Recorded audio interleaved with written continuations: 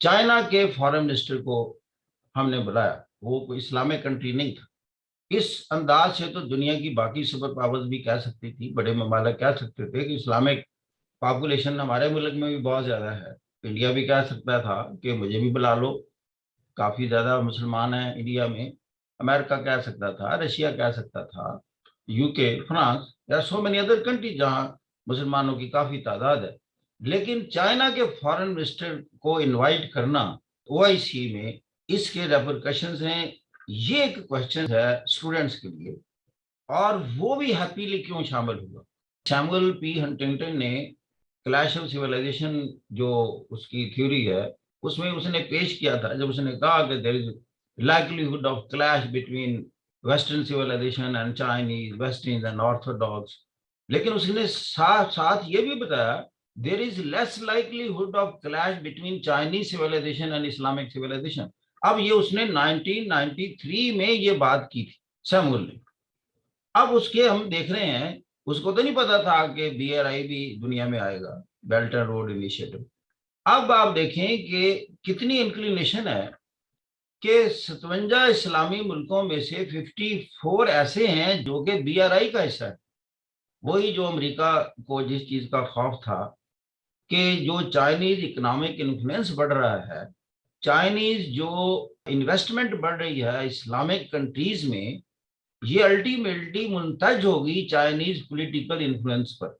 अब देखें 57 कंट्रीज हों और उनमें 54 में चाइना की इन्वेस्टमेंट हो, और $400 बिलियन तक वो इन्वेस्टमेंट जा चुकी हो, तो वो सारे कह सकते हैं चाइना का फॉरेन मिनिस्टर ना आए।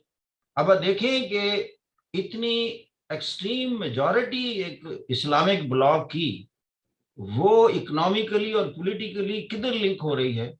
और दूसरी बात, चाइना के फॉरेन मिनिस्टर को जो बेनिफिट करती है कि उसके अंदर भी मुस्लिम एक माइनॉरिटी, उइगर मुस्लिम जो है सिनकियांग के, वो एक बहुत बड़ी एक तादाद है। और उसमें ऑटोनॉमी की, कभी कभी मूवमेंट की भी हम आवाज सुनते हैं। उसका ओआईसी से लिंकेज डेवलप करना और हैप्पीली शामिल होना और उनसे तावन करना, आई मीन जो भी इकोनॉमिक रिलेशनशिप है, कोऑपरेशन है, उसका उस पर एक पॉजिटिव इम्पैक्ट पड़ेगा कि ये मुसलमान ममालिक की जो आवाज होगी इस हवाले से, इस जो अगर उनमें डिस्प्यूट होगा, तो this will go in the benefit of China, कि मैं इस्लामिक ब्लॉक के साथ हूं और मैं इन पर इन्वेजन या इनसे कन्फ्रंटेशन के मोड में नहीं हूं। और अगर कोई ऐसा वो हल पेश करते हैं जिसमें उइगर मुसलमान जो हैं उनके लिए बेहतर पॉलिसी इख्तियार की जाए, उनकी वेलफेयर, उनके ह्यूमन राइट्स के हवाले से, ये चीज़ें उसके लिए बेनिफिशियल हैं। क्योंकि उनके बारे में अगर आवाज़ उठानी है तो इस्लामिक ब्लॉक ने उठानी। तो अगर आप इस्लामिक ब्लॉक का हिस्सा हैं तो this is good for China as well.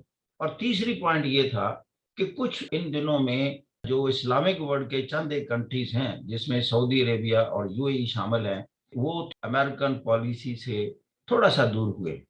अब ये जो उसमें दूर हुए हैं, या जितने वो अमेरिकन एक नैरेटिव के हवाले से साथ थे, उसमें कमी वाक़या हुई। दूसरी, अगर आप देखें थोड़ा कोल्ड वार में चले जाएं, तो सोवियत यूनियन के जो तल्लुकात थे कोल्ड वार ईरा में, वो ये जो मिडिल ईस्ट इस्लामिक वर्ल्ड है मिडिल ईस्ट की, उसमें इसका टिल्ट जो है वो यूएसएसआर की तरफ था। अभी भी उसके तल्लुकात, जैसे मैंने एक डिस्कशन में आपको बताया था कि सऊदी किंग और कतर के और यूएई के, ये सारे जो इनके किंग्स हैं या क्राउन प्रिंस हैं, दे हैव विजिटेड मॉस्को, और वहाँ इन्होंने इन्वेस्टमेंट की है। कतर की तो सबसे ज़्यादा है, इसलिए थोड़ा सा उसमें इन्फ्लुएंस है। ईरान के भी अच्छे तल्लुकात हैं रशिया के साथ, और पाकिस्तान के भी प्राइम मिनिस्टर ने रिसेंटली विजिट किया। और फिर रशिया और चाइना पहली दफ़ा शी जिनपिंग के दौर में करीब आए हैं, उससे पहले तो इनके इख्तलाफात रहे हैं।